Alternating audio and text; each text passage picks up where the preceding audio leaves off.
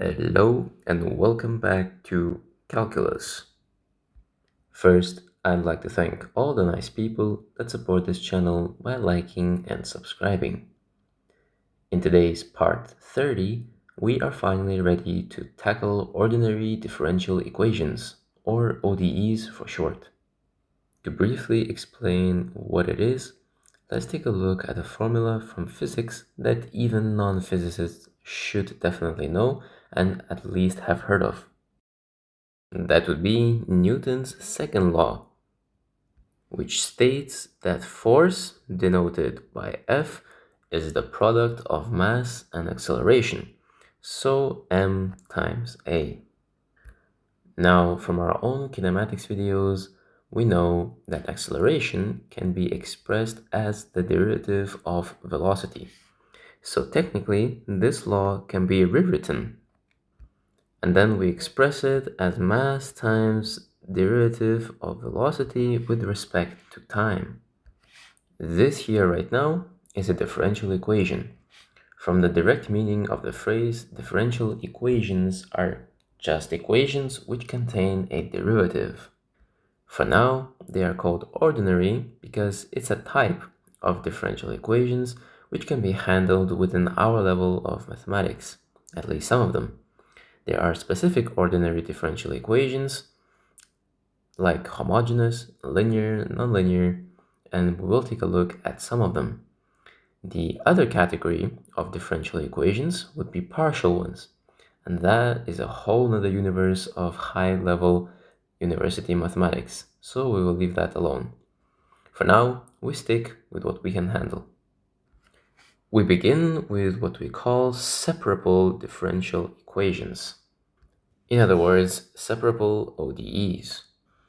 However, this time I would like to first take a look at a very specific example and then go into the definition, which should make it easier to understand.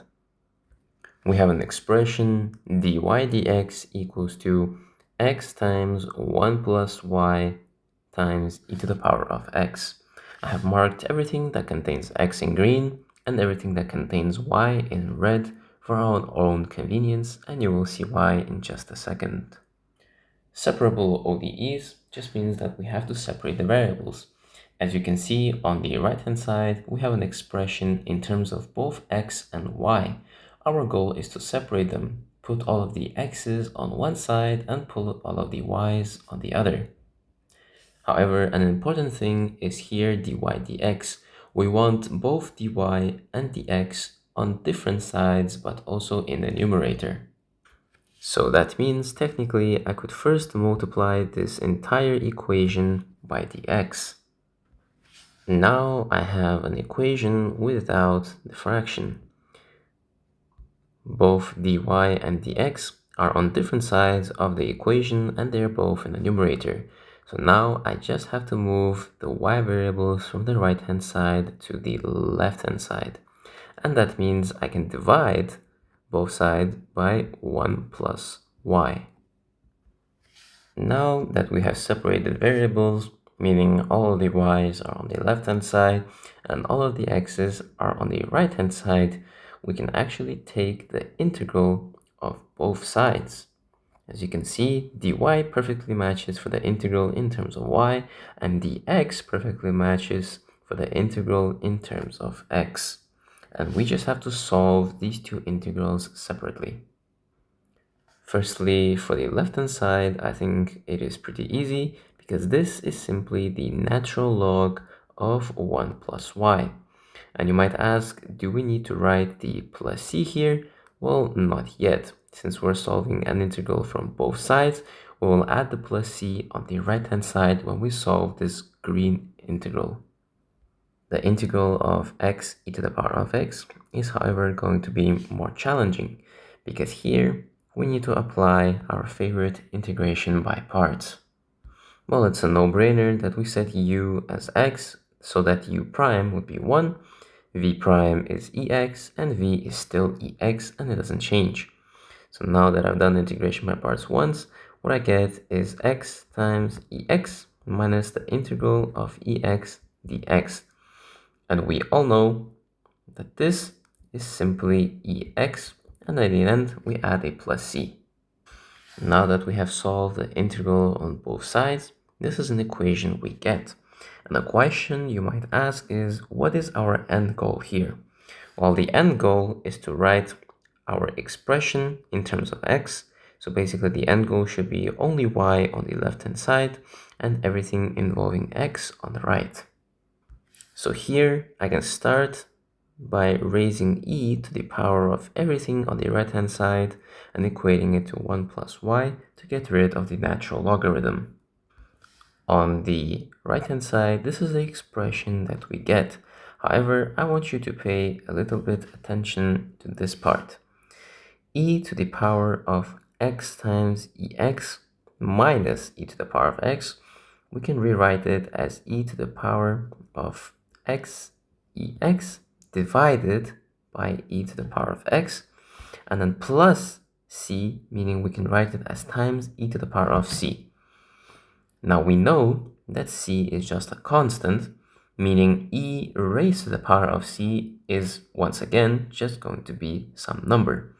And most of the time we abbreviate this number as a when solving a differential equation. So technically what this tells us is this right-hand side here can be simply written as a times e to the power of x ex minus e to the power of x.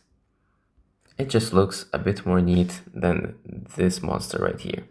Finally, all we have to do is subtract 1 from both sides, and what we get is y is equal to a times e to the power of x ex minus ex, and then the whole thing minus 1. And finally, this is what a solved differential equation looks like. So now that we have solved an example, I think we can get to the definition part. So the definition states that a differential equation dy dx equals to f of x and y. Now, please don't be afraid, f of x and y just means a function that contains both variables x and y, like in our example here on the right-hand side. This differential equation is called separable if the x and y can be written as a product of a function in x with a function in y. So meaning dy dx can be expressed as g of x times h of y. Now, if your h of y does not equal to 0, then the variables can be separated. Separated meaning all the y's are on one side and all of the x's are on the other side. However, a must-be condition is that both dy dx are in the numerator and not in the denominator. And then finally, once you have separated the variables, you can take the integral of both sides and solve the differential equation. So I hope with an example, this definition is more or less not vague. At this point, you have probably already asked like 5 times why differential equations are even needed. Now, differential equations are probably by far the most applicable topic that we will learn. It is seen in so many aspects of life because it expresses change and our lives are in constant change. Economics and finance use differential equations. I could also tell you that it is applied a lot in physics and just move on. But that would be boring, which is why I will dedicate a video for a specific and exciting example. And I like to call it the dead body example. So if you're excited, I hope to see you in the next video for it. Have a nice day and bye!